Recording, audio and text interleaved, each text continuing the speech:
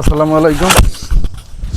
তো খুব সকাল সকালে চলে আসলাম, প্রতিবারের মতো বরাবরের মতো চলে আসলাম আনোয়ারা কোরিয়ান ইপিজেড যেটা রয়েছে সেটা সম্পূর্ণ পাহাড়ের উপরে। চারদিকে শুধু পাহাড় আর পাহাড়। ও পরিবেশটা খুবই অসাধারণ, যেহেতু পাহাড়ি এলাকা, একদম শান্তশিষ্ট একটা পরিবেশ। সৌন্দর্যের কোনো কমতি নেই আসলে এই পাহাড়ি অঞ্চল যে রয়েছে।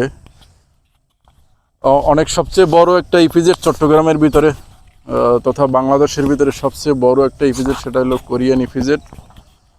তো আমরা সেখানে আছি আজকে। এই ইপিজেড ঘুরে ঘুরে দেখব কি কি আছে, সৌন্দর্য আছে, পাহাড় আছে, সবগুলো আমরা আজকে দেখার চেষ্টা করব। সাথে আছে আমাদের সাথে আছে সোহেব, এদিকে ফয়সাল মার্কস হলো লজ্জাবতী, ফয়সাল আছে আর